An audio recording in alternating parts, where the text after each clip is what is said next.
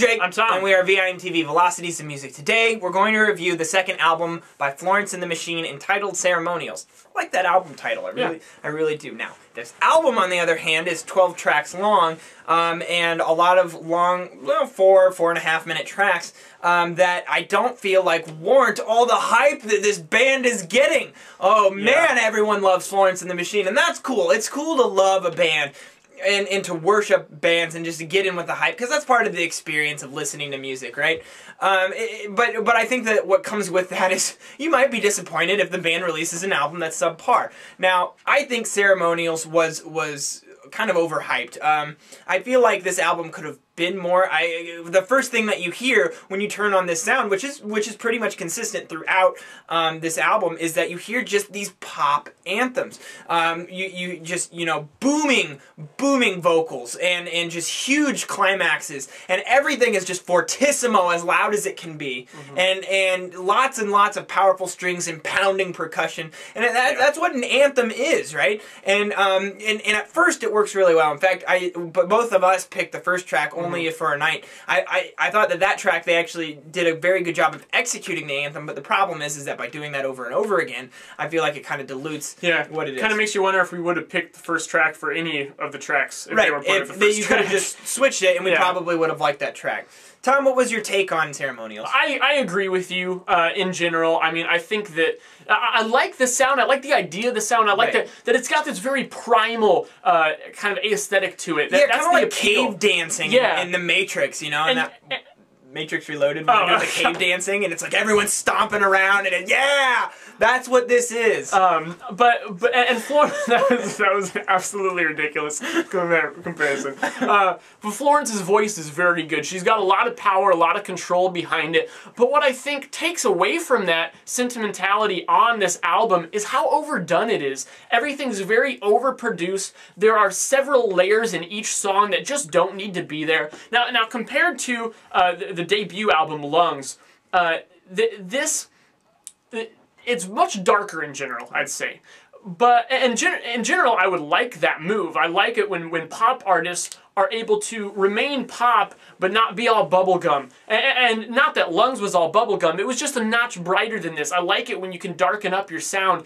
But what kills some of the authenticity in the dark sound on this album is the production, because really when you want something dark and low-key and moving and brooding, you don't want to throw as much crap in there as you can. And you don't want the vocals to be the highest and loudest thing in the mix, which on every track, that's what you have. Yeah. Which, I mean, like, as much as I didn't really like that album, Esbit and the Witch, that album did a little better because the vocals were back in the mix. Things washed together a little more. Right. Here it's obvious pop production to the extreme with songwriting that just doesn't quite match it.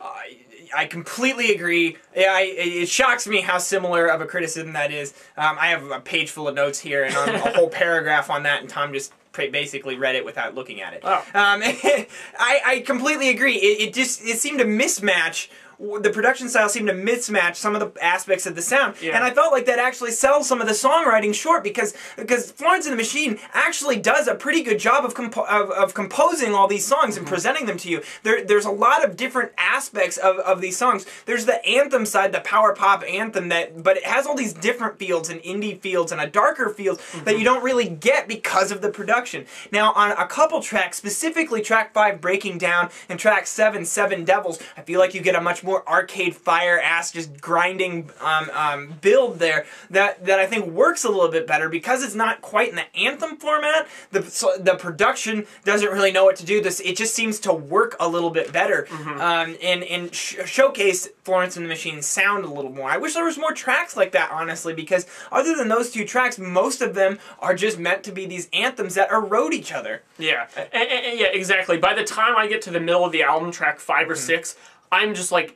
done. I mean, by that point, I've probably only been listening for, like, like 20 minutes, and yet I feel like I've been listening to it for 50 minutes. Right. It begins to wear on me, and then because of that, the last half of the album suffers in my eyes, because I'm just like, I'm already done with this. I've heard the same thing pretty much over and over again, and it just kind of wears thin. Well, and you could have cut 3 or 4 of these tracks and released them on a EP later, and it would have been probably better. It would have been a good strategic move. Which also, to say, I mean, these are pop songs, and they average probably in the upper 4-minute range. I just feel like that's not warranted.